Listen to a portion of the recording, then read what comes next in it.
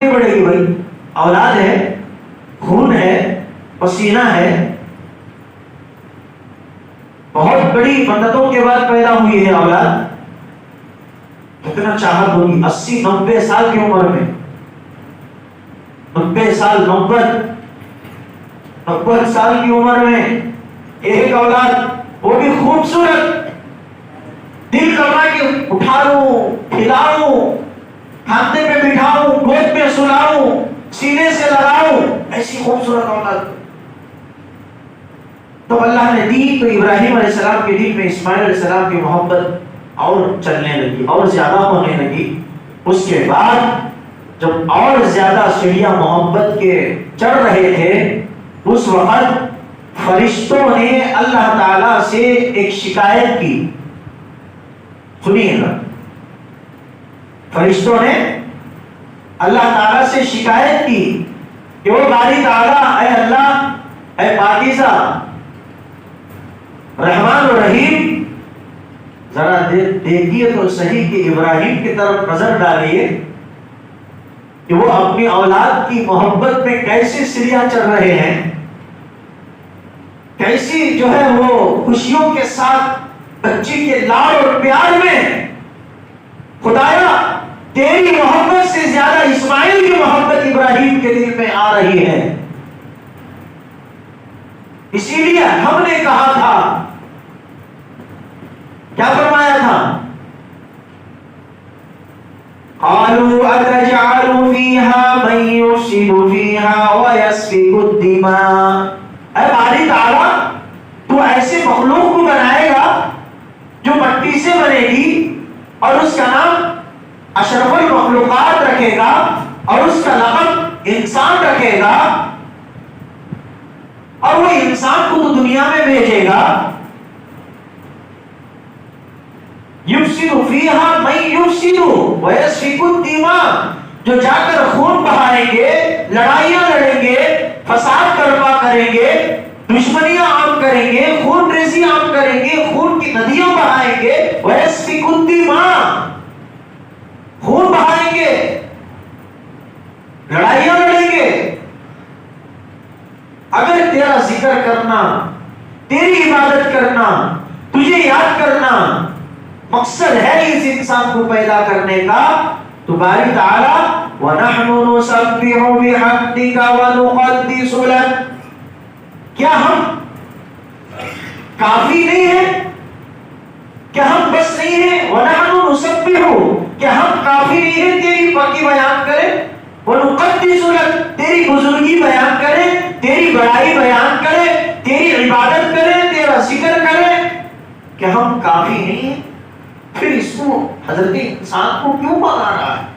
فرشتے شروع سے ہی ہمارے خلاف، شروع سے، ابھی ہمارا سانچہ بنا بھی نہیں، ہماری شکل و صورت بنی بھی نہیں، اسی وقت سے ہمارے سے شکایت۔ لیکن خداوند قدوس فرمایا قال انی اعلم، بس کرو، میں وہ جانتا ہوں ما لا تعلمون، جو تم نہیں جانتے۔ تمہاری سوچ ہے نسبح، تم پاکی میری بیان کرو گے، ونقدس لک، میری بڑائی میری بزرگی بیان کرو گے، یہ تمہاری سوچ ہے۔ لیکن مجھے معلوم ہے کہ میں اس انسان کو کیوں پیدا کر رہا ہوں، مجھے معلوم ہے۔ ما لا تعلمون، تم نہیں جانتے، تم خاموش ہو جاؤ۔ فرشتے چپ، حکم کی تعمیل، اللہ کے امر کے سامنے منہ بھی نہیں کرتے تھے فرشتے۔ تو اس وقت اشکال کیا کہ اللہ کہیں کو بنا رہا، کیا ضرورت، ہم ہیں نا تیری عبادت کے لیے۔ تو اللہ نے ان کا منہ خاموش کرا دیا۔ تو یہاں پر ابراہیم علیہ السلام کو 90 سال کی عمر میں اللہ نے اولاد عطا فرمائی، یہاں اسماعیل کی محبت کی سیڑھیاں چڑھ رہے ہیں ابراہیم علیہ السلام کہ میرا چہیتا ہے، میرا لاڑیلا ہے، میرا پیارا ہے، میرا نور نظر ہے، میری آنکھوں کی ٹھنڈک ہے۔ فرشتوں نے اللہ سے کہا کہ اللہ دیکھ ابراہیم، تو نے عطا کیا اولاد، لیکن یہ اس کی محبت اتنی بڑھ رہی ہے کہ یہ محبت کی سیڑھیاں چڑھتا چڑھتا کہ تیری محبت سے اس کے بیٹے اسماعیل کی محبت غالب آ رہی ہے، اوپر چڑھ رہی ہے۔ دیکھ ہم نے بولا نا تو کیوں پیدا کر رہا؟ تو اب بھی اس وقت اللہ نے فرشتوں سے کہا قال انی اعلم، فرشتوں چپ، وہ میرا خلیل ہے، وہ میرا دوست ہے۔ دیکھیے اب میں ابراہیم کا امتحان شروع کرتا ہوں اور تم کو بتاتا ہوں کہ ابراہیم کے دل میں اسماعیل کی محبت غالب ہے کہ یا خدا کی محبت غالب ہے۔ وہ بیٹے کے لیے پوری زندگی لگائے گا اس کی محبت میں، یا نہیں تو اپنے خدا کے حکم پر عمل کر کے اپنے جو ہے خدا کے آزمائش اور خدا کے امتحان میں کامیاب ہوگا۔ اب میں بتاتا ہوں۔ فرشتوں نے جیسے اشکال کیا ابراہیم علیہ السلام پر، اللہ نے فرشتوں کو کہا اے فرشتوں جاؤ اب اسماعیل کے پاس جاؤ اور ابراہیم کے پاس جاؤ، تم نے کہا ابراہیم کے دل میں اسماعیل کی محبت خدا کی محبت سے زیادہ بڑھ رہی ہے، اب جاؤ دیکھو میرا امتحان ابراہیم پر اب شروع ہونے والا ہے۔ فرشتے اللہ سے کہیں کہ دیکھیں گے کہ اللہ تو کیا امتحان دے گا اور ہم دیکھیں گے کہ ابراہیم کیسے کامیاب ہو، دیکھتے ہیں کہ اسماعیل کی محبت اور غالب آئے گی یا تیری محبت۔ تو اللہ تعالیٰ نے فرشتوں کو چپ کرایا اور خاموش کہا کہ اب دیکھو ہوتا کیا ہے۔ اللہ تعالیٰ نے ابراہیم علیہ السلام کو اب اسماعیل کی محبت اور خدا کی محبت میں جو ہے آزمائش کرنا چاہا، امتحان لینا چاہا۔ تو خداوند قدوس اسی وقت میں رات میں ابراہیم علیہ السلام دن بھر بیٹی کی محبت، بیٹے کو دیکھ رہے ہیں خوش ہو رہے ہیں، اسماعیل کو دیکھ رہے ہیں خوش ہو رہے ہیں۔ رات میں جب سو گئے نیند چلی تو اللہ نے بشارت دی خوشخبر خواب کے ذریعے سے، خواب دکھایا کیا کہ ابراہیم علیہ السلام اپنے اس 90 سال کی عمر میں گلاب کے پھول جیسا چہرہ، خوبصورت اولاد لڑکے کو عطا فرمایا۔ دیکھتے ابراہیم علیہ السلام یہ ہے خواب میں کہ ابراہیم کے ہاتھ میں چھری ہے اور وہ اپنے نوجوان بلکہ اپنے جو ہے معصوم اور لاڈلا پیارا خوبصورت بیٹے کو جو ہے ذبح کر رہے ہیں۔ نیند ہوشیار ہوئی، صبح سورج طلوع ہوا، بے چینی پیدا ہو گئی۔ خواب ہے، نبیوں کا خواب کچھ الگ ہی ہوتا ہے۔ ہمارے خوابوں میں، نبیوں کے خوابوں میں زمین و آسمان کا فرق ہوتا ہے، لیکن بعض خواب حقیقت ہوتے ہیں، بعض خواب شیطان کی طرف سے ہوتے ہیں۔ بہرحال جناب حضرت ابراہیم علیہ السلام صبح اٹھے، دل میں بے چینی پیدا ہوئی کہ بھئی میرا اللہ مجھے بشار خواب کے اندر یہ بات دکھائی کہ میں میرے بیٹے اسماعیل کو ذبح کر رہا ہوں، اس سے کیا تعبیر ہو سکتی ہے، اس خواب سے کیا مراد ہو سکتا ہے، اللہ کا کیا اشارہ ہو سکتا ہے۔ ابراہیم علیہ السلام نے آپ کی خواب کی تعبیر خود یوں سوچا کہ شاید کہ میرے بیٹے کو ذبح کرنے کا مطلب، میرے بیٹے کو ذبح کرنے کا جو ہے مقصد جو خواب میں اللہ نے مجھے دکھایا، مجھے تو یوں سمجھ میں آ رہا کہ میں اسماعیل کو پوری زندگی اللہ کے دین اور اللہ کے احکامات پر لگا کر چھوڑ دوں اور اسی اللہ کے دین پر چلاؤں، یہ اشارہ ہو سکتا ہے۔ یوں سمجھا ابراہیم علیہ السلام۔ اصل میں شروع ہی اسٹوری کہاں سے؟ فرشتوں کے پاس سے۔ یہ فرشتے اشکال نہ کرتے تو پھر یہ قربانی کا مسئلہ بھی ادھورا ہو جاتا۔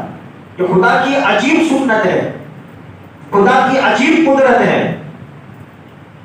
تو ابراہیم علیہ السلام نے اپنے خواب کو یوں سوچا، سوچ کر اپنے آپ کو جو ہے مطمئن کر لیا کہ ہو سکتا ایسا ہے، میں انشاءاللہ میرے بیٹے کو پوری زندگی دین کے لیے قربان کروں گا، دین کے لیے جھکاؤں گا۔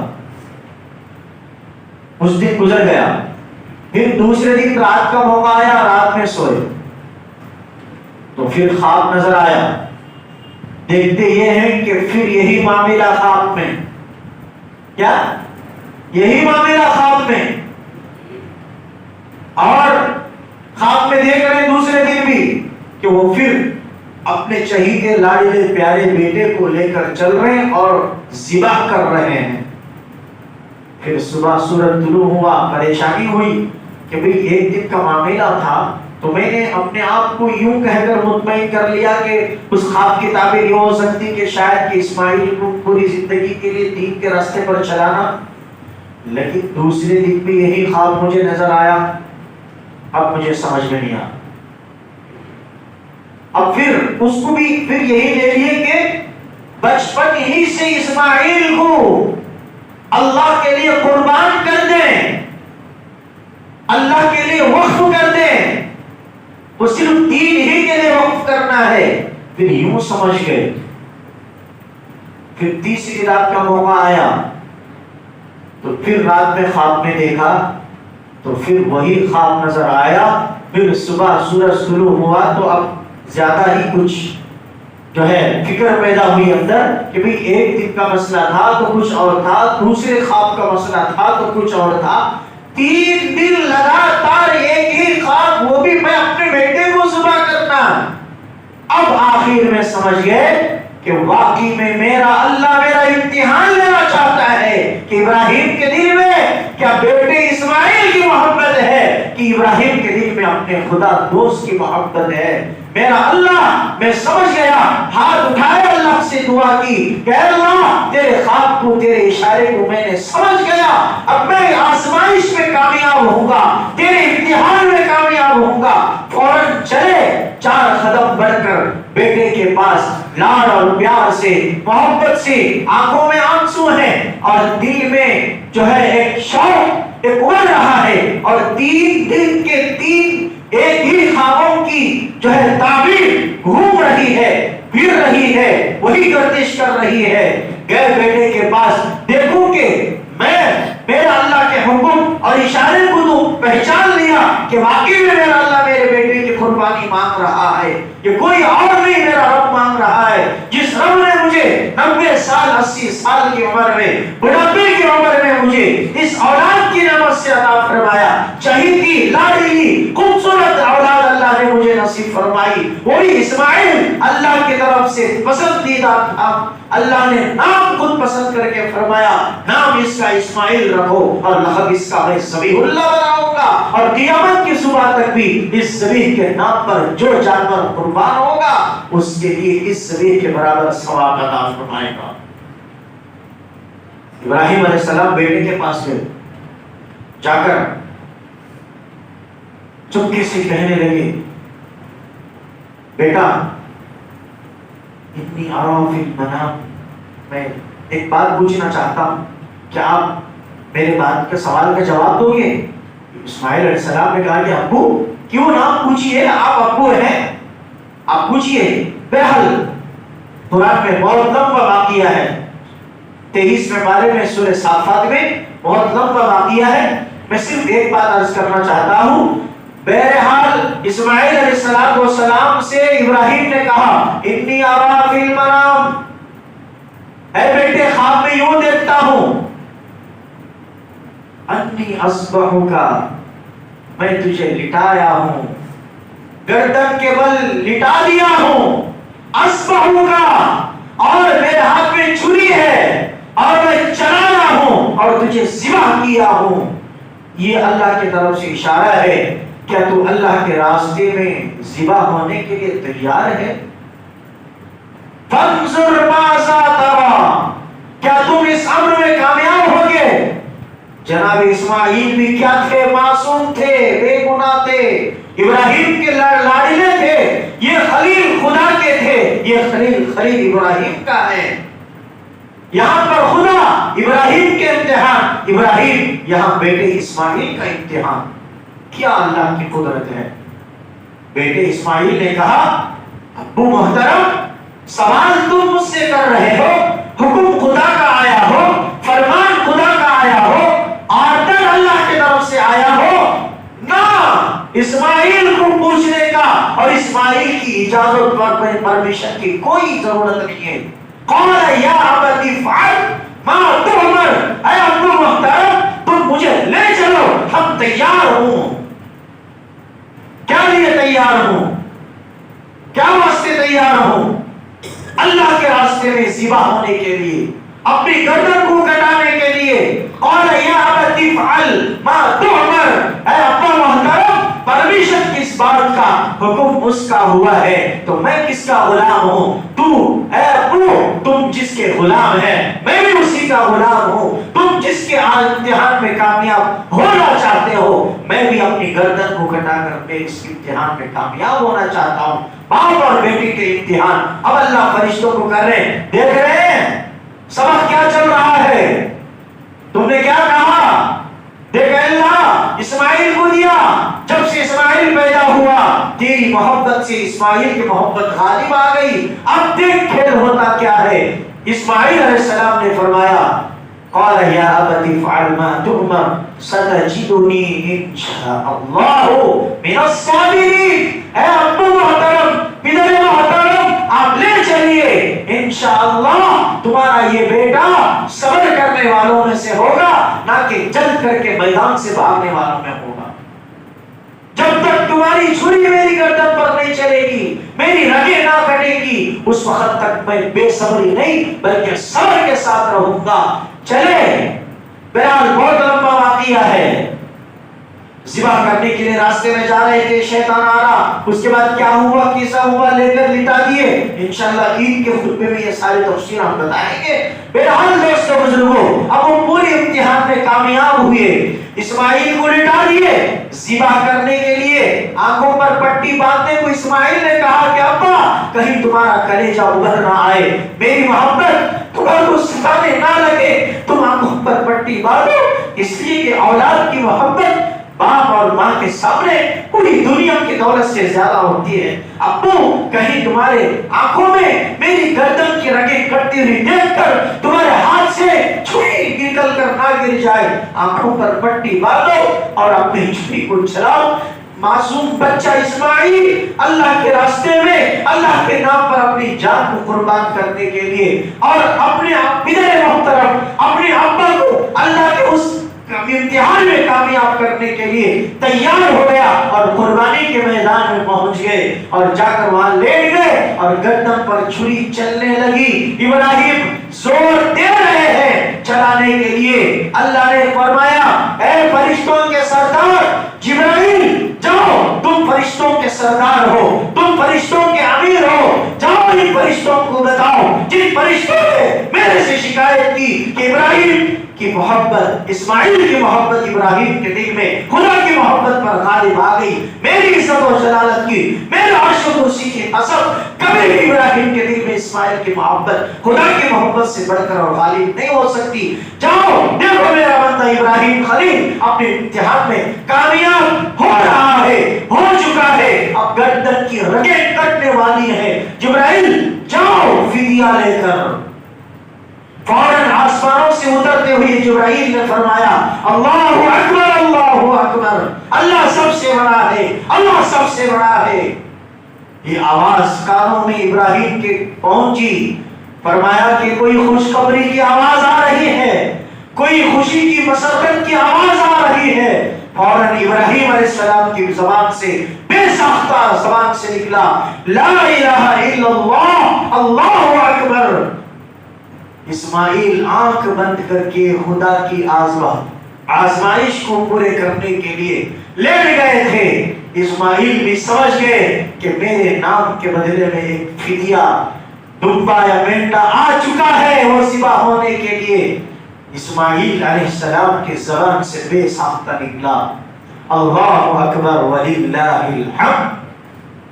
جبرائیل بھی خدا کی تعریف میں لگے، ابراہیم بھی خدا کی تعریف میں لگے، اسماعیل بھی خدا کی تعریف میں لگے، اور خدا نے اس تعریف کو ایک تاریخی لفظ بنا دیا اور قیامت کی صبح تک ان تینوں کے الفاظ نکلے ہوئے زبان سے قیامت کی صبح تک جاری کرایا کہ جو شخص مرد ہو یا عورت ہر فرض نماز کے بعد 9 ذی الحجہ کے صبح کی نماز سے 13 ذی الحجہ کی عصر کی نماز تک 5 دن مکمل جو ہر فرض نماز کے بعد یہ تکبیر اللہ اکبر لا الہ الا اللہ واللہ اکبر اللہ اکبر وللہ الحمد یہ کہنا ایک مرتبہ ہر مسلمان مرد و عورت پر ہر فرض نماز کے بعد واجب ہے۔ یہ انہی کے الفاظ ہیں، جبرائیل کے زبان سے، ابراہیم کے زبان سے، اسماعیل کے زبان سے یہ الفاظ نکلے ہوئے ہیں خدا کی تعریف میں۔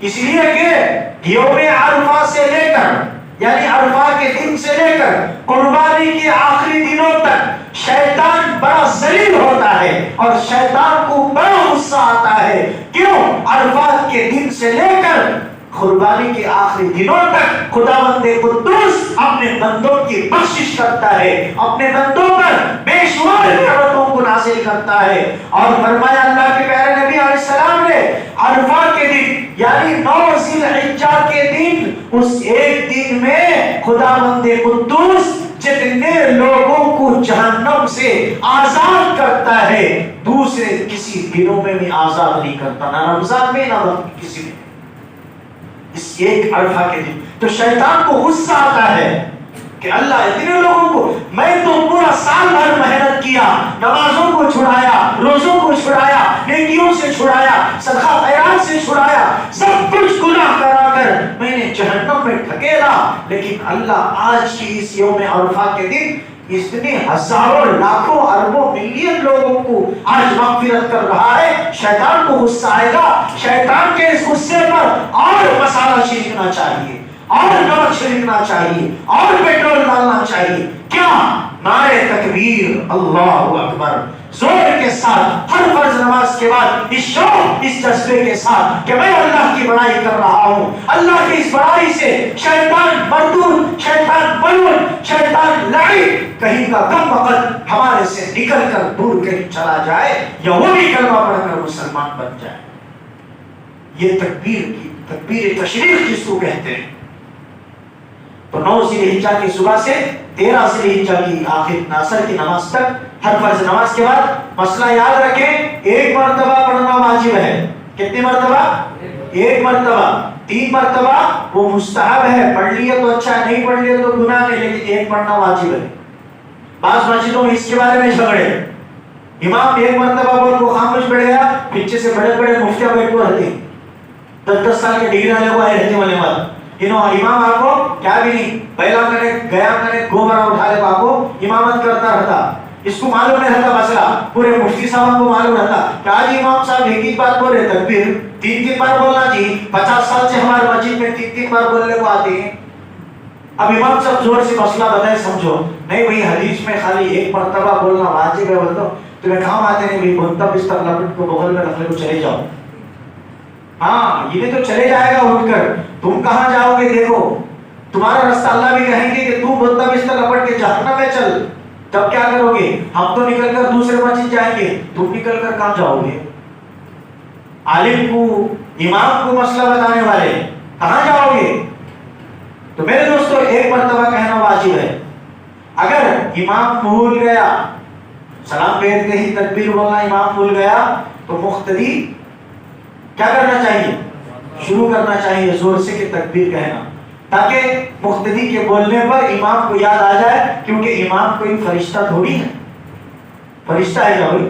انسان ہے۔ تو خاص دوست بزرگوں اس کی بڑی فضیلتیں ہیں۔ اور عرفہ کے دن کا ایک دن کا روزہ، جیسا کہ میں نے گزشتہ جمعہ بتایا، اب وقت نہیں ہے، کل کا ایک دن کا روزہ سب صحیح کریں، بچے بھی رکھیں، بڑے بھی رکھیں، مرد عورتیں سب رکھیں، بالغ نابالغ سب رکھیں۔ ایک روزہ 2 سال کے گناہ معاف، اگلے 1 سال، پچھلے 1 سال 2 معاف۔ اور عرفہ کے دن اللہ جہنمیوں کو آزاد کرتا ہے، جہنم سے چھوڑ دیتا ہے۔ ابھی کیا ہونا؟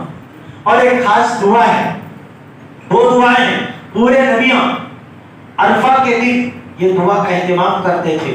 کیا دعا ہے؟ ایک تو ربنا آتنا فی الدنیا حسنہ وفی الآخرۃ حسنۃ وقنا عذاب النار، اس دعا کو کثرت سے پڑھو۔ اور دوسری دعا ہے لا الہ الا اللہ وحدہ لا شریک لہ لہ الملک ولہ الحمد یحیی ویمیت بیدہ الخیر انک علی کل شیء قدیر۔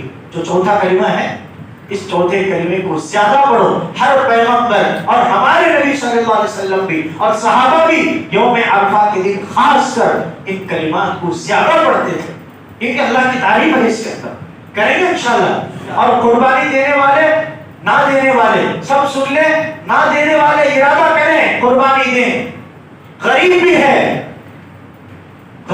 ہے تو بھی حصہ دے کر قربانی کریں، کیونکہ قربانی جو بندہ یا بندی دیتے ہیں اللہ کے نام پر اپنے جانور کو ذبح کرتے ہیں، اس جانور کے ایک بال کے بدلے میں ایک نیکی اللہ تعالیٰ فرماتے ہیں۔ اب ایک جانور پر کتنے بال رہتے ہیں؟ ہمارے سر کے بالا نہیں گن لے سکتے ہمیں، جانور پر کتنے بالا رہتے بھائی؟